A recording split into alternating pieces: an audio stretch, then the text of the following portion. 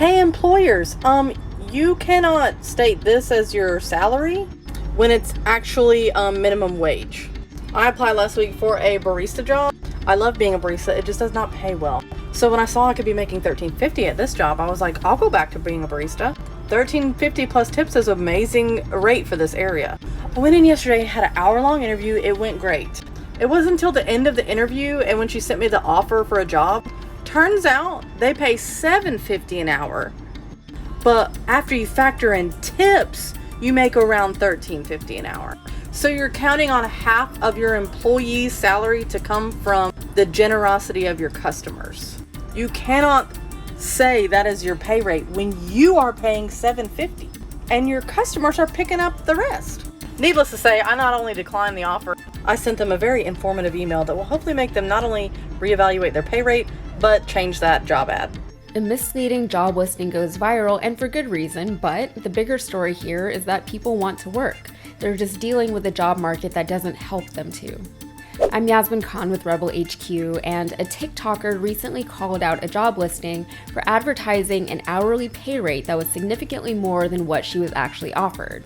The job was for a barista position at a coffee shop, so it was in the hospitality industry, and they explained that they factored in tips when calculating the job's hourly pay rate. So yes, that is incredibly misleading, and yes, everyone knows how horrible the tip system is that we have here in this country.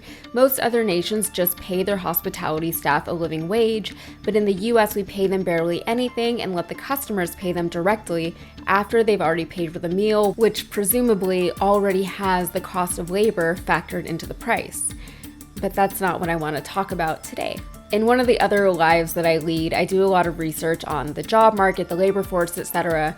But for people who don't pay as close attention to this stuff, it's still not hard to see that the ways in which we work has changed significantly over the past couple of years. The way work is typically structured is highly flawed, or at least in most cases, it's stagnated where technology has shot ahead. Not only are offices struggling to keep up with technology, but they're also not keeping up with the lifestyle changes that come along with that technology.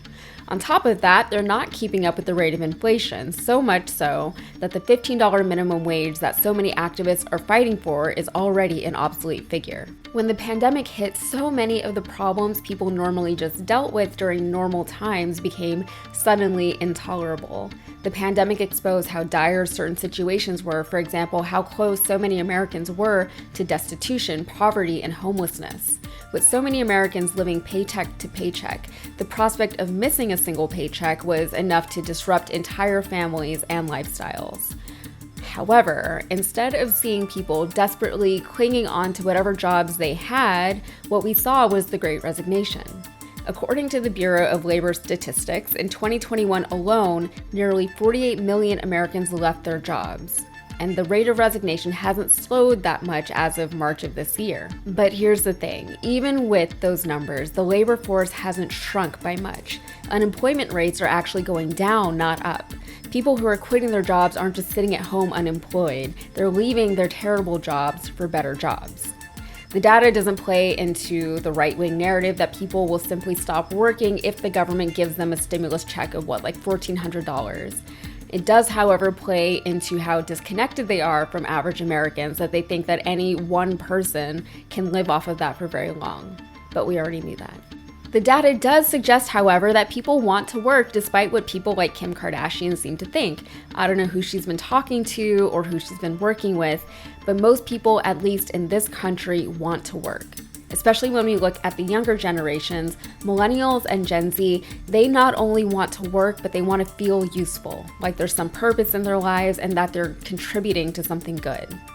Polling data supports this, with many young workers saying that they'd accept a lower salary for a more meaningful position. Young workers also feel disrespected by their older colleagues who don't take them seriously for whatever reason. Millennials specifically were constantly being accused of being lazy and entitled at work, despite the fact that we're the most educated and least paid generation.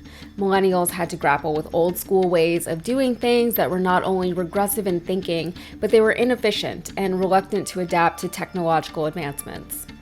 Gen Z, they're the first generation of truly digital natives. They see the world differently than any of the older generations, and they work differently for it, but that's part of their value in the workplace. That's how progress happens. But when it comes to job seekers and what they're actually looking for in employers, whether these are salaried or hourly positions, is fair pay, purpose, and opportunities for growth. They don't need pizza Fridays or happy hours or office Christmas parties. Those are perks, meaning those are bonuses on top of things that workers actually need. They don't replace them. And the more companies try to attract workers using antiquated systems, the more they'll find that their labor pool is leaving them and looking elsewhere.